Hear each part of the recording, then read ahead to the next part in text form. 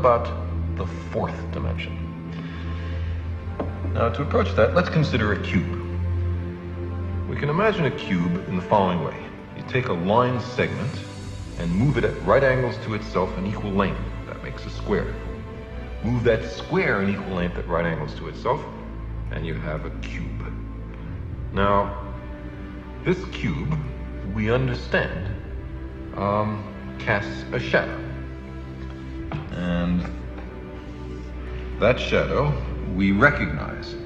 It's, ordinarily drawn in third grade classrooms as two squares with their vertices connected.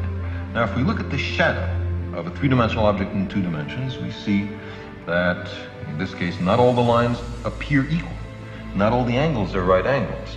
The three-dimensional object has not been perfectly represented in its projection in two dimensions, but that's part of the cost of losing a dimension in the projection.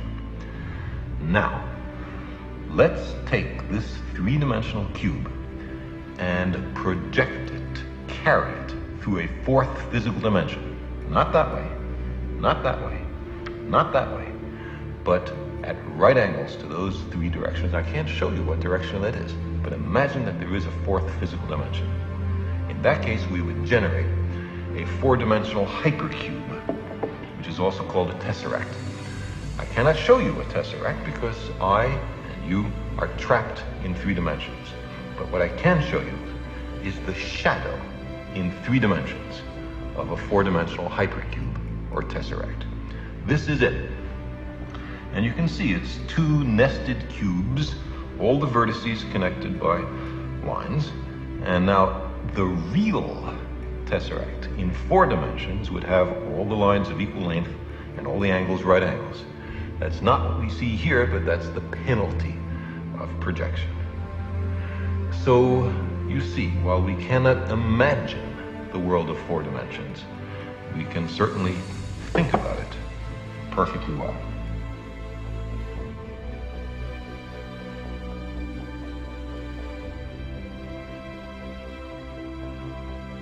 In the 1940s, an Austrian immigrant to America and refugee from Nazi Germany, Dr. Wilhelm Reich, made the scientific discovery of a previously unknown energy existing in the atmosphere, in space, and within living organisms. Discovered accidentally, Dr. Reich eventually demonstrated this blue glowing energy to charge up and radiate from microorganisms, plants, animals, and humans. This energy also existed in a free form within the open atmosphere and in high vacuum. He called this energy the orgone. Orgone energy, as Dr. Reich discovered, was synonymous with life energy, long postulated by scientists and accepted as fact by ordinary people from around the world. Orgone energy could be gathered in its free form directly from the atmosphere using a device he later called the orgone energy accumulator. A simple enclosure resembling a large hollow capacitor, composed of alternating layers of special insulators and conductors. The orgone accumulator allowed a high charge of the orgone to collect inside itself, facilitating its direct study and revealing many of its properties. Dr. Reich observed the orgone energy charge in the human biosystem was expressed in emotion and sexuality and could be measured bioelectrically. A person's overall vitality and aliveness was a function of human and atmospheric orgone charge and pulsation, and this could often be increased by sitting inside the orgone accumulator. Orgone charge of the tissues was a fundamental component of the immune system, as revealed in the bioelectric charging of red blood cells. The orgone accumulator was found to boost the immune system of people who sat inside them for periods of approximately 30 minutes a day over many days, and to thereby promote health and reduce the symptoms of some diseases. So incredible were the healing effects of the orgone accumulator that Dr. Theodor Wolff, a pioneer in psychosomatic medicine and associate of Dr. Reich, called the orgone accumulator the most important discovery in the history of medicine, bar none. Another German physician has stated, Failure to use the orgone accumulator in the treatment of severe burns constitutes medical malpractice. Dr. Reich observed the orgone energy had a blue color, and he reasoned the Earth was surrounded by an envelope of blue glowing orgone energy. He observed the streaming of protoplasm in the cells, and movements of smooth muscle tissue bore a resemblance and functional similarity to the movements of streaming cloud patterns and to the illuminating an animal-like aurora phenomenon.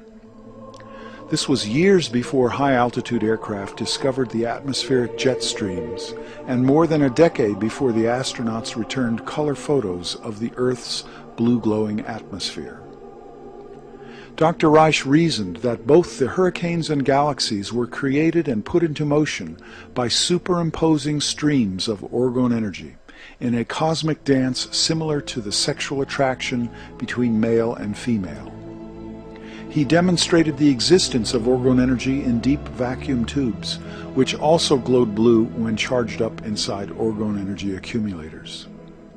The orgone energy filled all space, he argued, satisfying many of the descriptions of the older cosmological ether of space, or what modern astronomy confusedly calls dark matter, and which is identified as an anomalous blue-glowing halo surrounding galaxies.